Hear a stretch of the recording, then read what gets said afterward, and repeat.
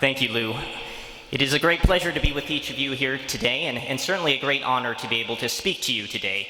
And I find it personally flattering that you all have shown up in such great numbers to come hear me speak at this district event in which your attendance is mandatory and paid for, and transportation is provided. But it gives me a good feeling. As introduced, my name is Brad Meese, and admittedly, I almost had to sneak in here today because I'm actually living my last days as a member of the support staff. Starting next week, I will be exiting the bookstore in order to enter the classroom as a student teacher.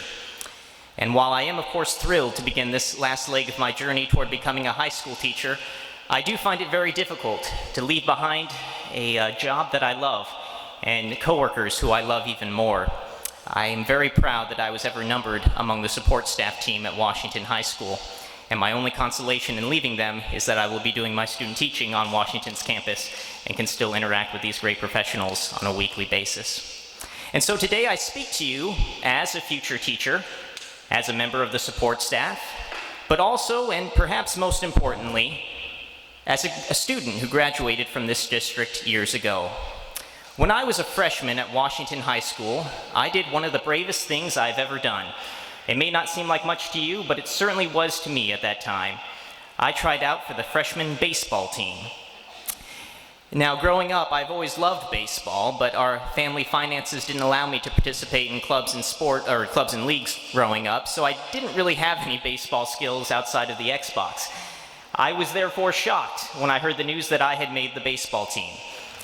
But I wasn't shocked when on the first game of the season, my name was not on the starting lineup roster. I remember that first game sitting there in the dugout on the bench, and my coach came up to me right before the game. "Meese," he said, "are you ready?" "Yeah." He handed me a book. "I need you to keep score." And that pretty much was the story of the season. I wasn't just a bench warmer, I was a score-keeping bench warmer. I felt like the Charlie Brown of the team, except that at least in the comic strips, Charlie Brown gets his clothes knocked off by line drives into the pitcher's mound, and I didn't even have that. I don't mind admitting that I was disappointed, but I was just excited to be able to wear the jersey and sit in the dugout anyway. And then later on in the season, something happened that I will never forget. Before one of our games, our coach gathered us together as a team, as he always did. He said, "Guys, there's one person on this team who I want you all to be more like. One person I want you to look up to. And that person is Brad Meese." I was shocked that my name had just exited his mouth, and furthermore couldn't understand why, but he explained. "Meese is out here every single day, and yet he's got the best grades out of all of you. Meese doesn't get the kind of playtime that most of you get, but he's always excited to be here. He keeps his language clean, and he always gives it his all. You all need to be more like him." Before I knew it, my teammates were patting my back and cheering my name. I felt like $1,000,000. That is, until the coach read the starting lineup and I was back on the bench. But I will never forget that experience, and I share it with you today because I believe it is absolutely applicable to the support staff of the Glendale Union High School District, particularly as we begin a new school year. You may mistakenly think and feel, as I mistakenly thought and felt, that because you're not the star pitcher or the power slugger, you don't contribute anything to the team. This simply is not true. We can say that the right fielder is not as important a position as the shortstop, but guess which player every person is looking at when a ball is hit into right field? When the ball is hit to you, your position becomes the most important on the field. So if there's a cash box that needs to be made for tonight's basketball game, the bookstore manager is the most important position on the field. If there's a parent calling to school to see if their daughter made it there on time, you can bet that the MVP to that family is the secretary in the attendance office. And when those hunger-stricken teenagers with superhuman metabolisms come pouring out of class during lunch hour by the hundreds, God bless the brave men and women of the cafeteria who have to attend to them.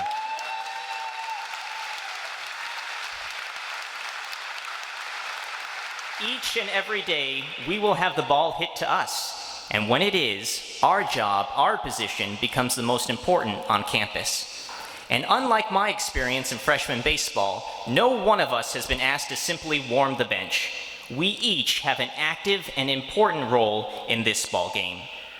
And yet, even knowing that, we can fall into the trap of thinking, well, yes, my job is important, but if I wasn't here, someone else would just as easily take my place. Well, of course that's true. I mean, at some point in the future, each of us will walk away from our position for one reason or another, and someone else will walk in to take our place. But no one, absolutely no one, can provide the unique talent and personality to that position that you did. I firmly believe that in each of our respective student bodies, there are certain individuals, student and staff alike, I suppose, certain individuals that only you will reach. That's not to suggest that you will be the sole factor in that student's life success, but I do believe that you will contribute something to their life that no one else will, because no one else can. I hope you believe that too. I mentioned that I will be leaving to do my student teaching, and since it will be in the subject of history, let me close my remarks this afternoon with a historical fact. It was on this very day, August 2nd, 1923, that then Vice President Calvin Coolidge was at his father's farmhouse helping his elderly father, attend to some farm work there. Shortly after midnight on August 2nd, there was an urgent knock at the door. Coolidge's father answered the door, and after receiving the news from the messenger there, went upstairs to tell his son. Coolidge recalls that the look on his father's face and the tone of his voice warned him that this would be very grave news he was about to share, and indeed it was. Coolidge's father informed him that President Warren Harding had suddenly passed away. In an instant, Calvin Coolidge became the 30th president of the United States. So what did he do next? According to biographer David Greenberg, Coolidge, quote, got dressed, said a prayer, and went downstairs, close quote.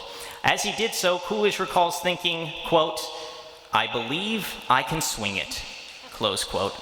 I love that. I think that's his old-fashioned way of saying, I think I can do this. But I love that phrasing because, again, it makes me think of baseball. I believe I can swing it. My friends, this upcoming Monday, next week, the first day of school, we will all wake up, perhaps a little earlier than we normally do.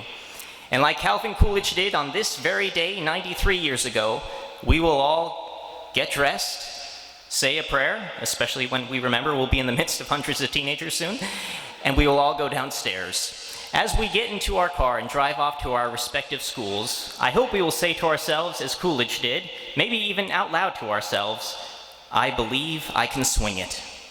My friends, I believe you can swing it. I believe you can make a difference in the lives of your students this year. I know that you can because you already have. Don't worry if this year you don't break the record for stolen bases, or if you don't hit a home run over the fence every time you're at the plate. Do what you're called upon to do when you're called upon to do it. And remember that sometimes, for the good of the team, that can be something as simple as a sacrifice bunt to advance your teammate. As we go forward, let us not forget that no team can hope to win a ball game unless every person in every position is giving their sincere and best effort. So it is with the support staff in this district. Let us also never forget that in the Glendale Union High School District, the most important individual is the student. But let's also not forget that at certain times, in certain circumstances, and in certain situations throughout the year, no one may be more important to that student, at least in that moment, than you. So let us go forward, supporting our students, supporting our teachers, and indeed, supporting one another. The 2016-2017 school year has the potential to be the best one yet for the Glendale Union High School District. And ladies and gentlemen, I believe we can swing it. Thank you and good luck.